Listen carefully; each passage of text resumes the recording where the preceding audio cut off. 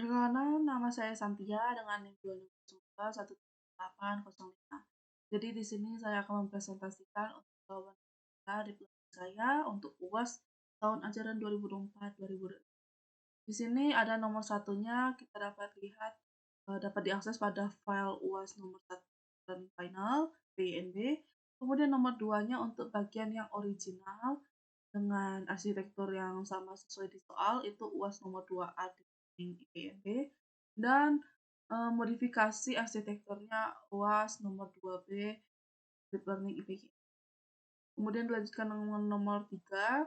Di sini kita ada tugasnya itu berkaitan dengan Information Learning ya. Information Learning itu apa? Information Learning itu teknik machine learning ya untuk membantu agen dengan memberikan reward sebagai sisi positifnya dan penalti untuk sisi negatifnya ya, agar agar agen itu belajar. Kemudian di sini kita diminta untuk menyelesaikan masalah klien perusahaan yang bergerak di bidang ekspedisi. Anda diberikan problem mengenai bagaimana menentukan rute paling optimal untuk pengantaran paket yang dilakukan oleh kurir. Dalam satu hari, kurir harus mengantar 30 item barang dengan ukuran yang berbeda-beda.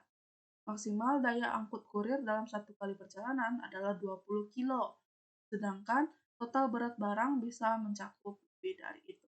Jadi di sini dibilang satu kali perjalanan itu 20 kilo ya, namun dalam satu hari itu bisa lebih dari satu kali perjalanan jika waktu mencukupi. Nah, area pengantaran satu orang kurir adalah dalam radius 20 km, dihitung dari titik alamat pengantaran awal. Kemudian, desainlah suatu mekanisme dengan menggunakan reinforcement sehingga kurir dapat mengantarkan semua barang dalam rentang waktu 8 jam. Jadi tujuannya itu agar kurir dapat mengantarkan semua barang dalam rentang waktu 8 jam. Nah, kemudian poin-poinnya yang pertama A, mendefinisikan semua elemen dalam informasi seperti agent, environment, state, action, reward, policy, dan value function untuk problem ini. Kemudian B, definisikan bagaimana perhitungan value function untuk menentukan apakah tujuan dari model informasi ini sudah tercapai. Anda dapat menentukan asumsi untuk perhitungan ini. Jadi asumsinya itu masing-masing ya. Di sini jawaban yang A itu dimulai dari agentnya. Agent itu berupa pelaku yang membuat keputusan, di mana pada kasus ini itu kurir ya, karena kurir yang membuat keputusan terkait rute pengiriman, yang optimal yang mana, yang lebih bagus yang mana, jalan lebih baik yang mana, lebih mulus yang mana, dan paket siapa yang harus diantar duluan. Kemudian ada environment berupa lingkungan atau segala sesuatu di sekitar yang berinteraksi dengan agent, yaitu di sini itu kurir ya. Di mana pada permasalahan ini itu seperti area lingkungan perumahan atau area pengantaran sepertinya area pengantaran ya dalam radius 20 km dari titik alamat pengantaran awal sesuai dengan informasi pada soal sebelumnya. Dan dengan informasi lainnya berupa jarak antar alamat, berat paket, dan batasan waktu. Di mana waktu kerja ini dalam satu hari itu 8 jam aja. Kemudian ada state, yaitu suatu situasi spesifik yang dialami oleh kurir saat ini, berupa lokasi kurir saat ini, daftar sisa paket, serta total berat paket yang belum diantar saat ini, dan sisa waktu pengiriman yang tersisa. Kemudian ada action, di mana action itu adalah kemungkinan gerakan atau tindakan yang dapat dilakukan oleh kurir. Seperti kalau kurir itu mengantarkan paket ya, kemudian menanyakan alamat apabila alamat tidak jelas, namanya kurang dikenal, bisa tanyain ke masyarakat di sekitar ya. Kemudian menata paket pada tas atau box pengiriman atau mungkin kontainer mobil pengiriman. Kemudian memilih rute pengiriman berikutnya dan memilih paket yang diantar berikutnya. Dilanjutkan dengan reward. Reward itu berupa hadiah atau umpan balik dari lingkungan berdasarkan tindakan yang dilakukan oleh kurir yang terbagi menjadi reward positif dan reward negatif. Nah, reward positif ini didapatkan oleh kurir apabila pekerjaannya itu berjalan dengan baik dan lancar, tidak ada masalah apa-apa ya, sampai di alamat yang tepat waktu. Tidak ada paket yang hilang maupun paket yang belum bisa diantar. Pokoknya tidak ada keluhan juga dari penerima. Nah, rewardnya itu seperti gaji, uang tips atau yang biasa dikenal dengan uang tambahan, kemudian bonus gaji, bonus poin tepat waktu jika kita menggunakan sistem reward point juga ya, dan penambahan hari libur. Sedangkan reward negatif adalah reward yang diberikan pada kurir apabila pekerjaan itu mengalami kendala ya, seperti paket hilang, alamat pengantaran tidak ditemukan, melebihi jam kerja pengantaran, pokoknya ada aja keluhan dan permasalahannya gitu ya. Dimana contoh reward negatif seperti pemotongan gaji maupun uang makan, pengurangan poin tepat waktu kalau kita menggunakan ada sistem reward point juga ya. Kemudian survei kinerjanya menurun dan kemungkinan terburuknya itu terjadinya pemecatan ya. Itu sebagai reward negatif atau mungkin bisa lebih dikenal sebagai penalti ya. Kemudian ada policy, uh, policy, policy. Policy adalah strategi yang digunakan oleh agen, di sini itu kurir, dengan memetakan setiap state dan tindakan yang harus dilakukan pada state tersebut.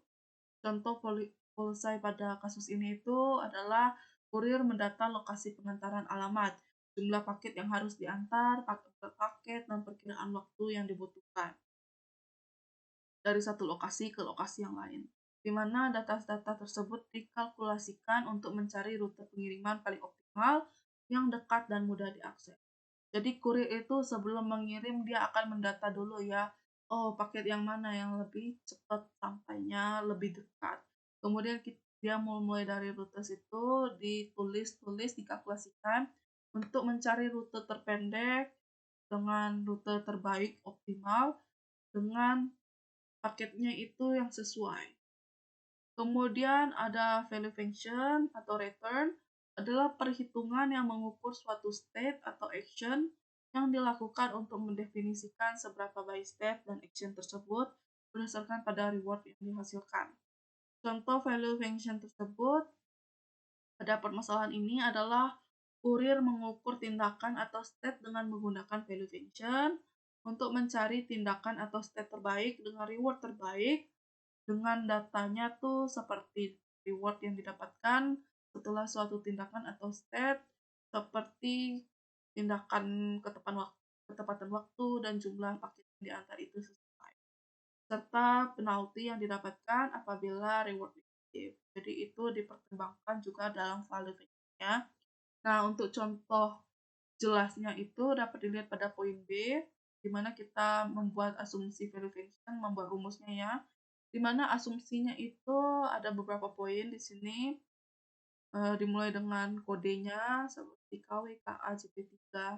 Nah, KW itu ketepatan waktu pengiriman, jadi 8 jam per hari ya, di mana dalam 8 jam per hari itu akan mendapatkan plus 1 poin reward. Kemudian dilanjutkan dengan KA, ketepatan alamat pengiriman, dibuktikan dengan tidak ada keluhan dari penerimanya, yaitu dengan mendapatkan reward sebanyak plus 2 poin. Kemudian JP3 jumlah paket yang diantar 30 paket per hari dengan berat 20 kg dalam satu kali perjalanan, mendapatkan reward plus 1 poin. Kemudian ada JPL3, ini itu sangat bonus tambahan gitu ya, seperti asumsi tambahan. Jika lebih dari 30 paket per hari namun tidak melewati batas berat 20 kg dalam satu kali perjalanan, maka kurir akan mendapatkan bonus plus 3 poin untuk reward-nya ya. Jadi di sini kan dalam sehari itu kita ada pekerjaan 30 paket per hari. Namun batas berat 20 kg hanya dalam satu kali perjalanan.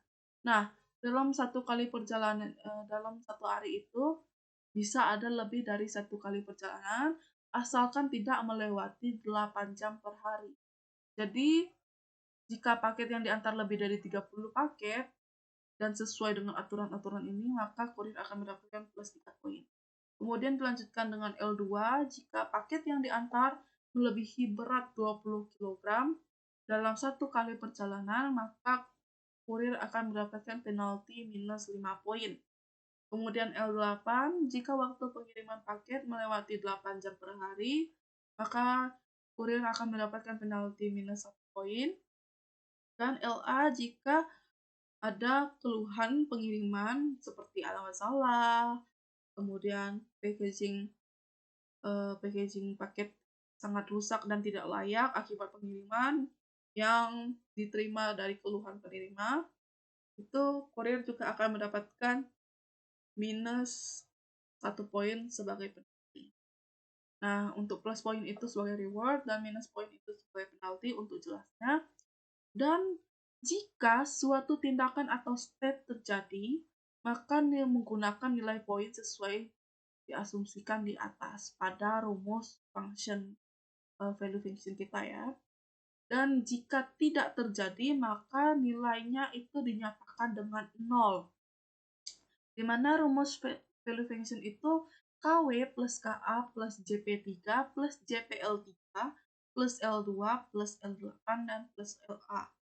Di mana jika nilai value function itu lebih dari sama dengan 4 poin dalam satu kali pengiriman, maka kurir mengantarkan semua barang dalam rentang waktu 8 jam dengan baik dan tanpa keluhan. Jadi sesuai dengan tujuan model, yaitu kurir mengantarkan semua barang dalam rentang waktu 8 jam ya. Di mana 4 poin ini didapatkan dari KW, KA, JP3. Jika sudah memenuhi 3 poin ini, maka itu sudah memenuhi tujuan.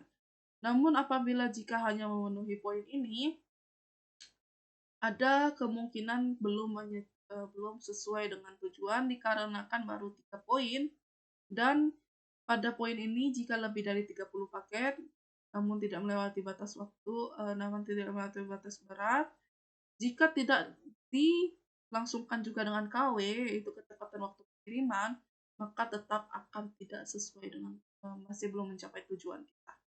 Nah, jika value function lebih dari sama dengan 0, namun value function juga kurang dari 4, dalam satu kali pengantaran, maka kurir perlu meningkatkan kualitas pengiriman pada sektor yang memiliki nilai 0 atau negatif. Nah, jika ada yang nilai 0 itu berarti belum dilakukan ya, terutama untuk kayak seperti poin-poin 4 poin itu terutama ini yang akan mendapatkan reward. Jika ada yang 0 itu harus diperbaiki, utamanya pada 3 poin teratas ini. Dan jika ada yang negatif, lebih baik diperbaiki ya, agar tidak ada mendapatkan penalti. Nah, jika value function total dari value function itu bernilai negatif, maka tujuan model itu belum tercapai dan masih dibutuhkan perbaikan dari segi agentnya, kurirnya, untuk meningkatkan efisiensi pengantaran agar sesuai dengan tujuan model, yaitu kurir mengantarkan semua barang dalam rentang waktu 8 jam. Sekian untuk nomor 3 deep learning-nya. Terima kasih.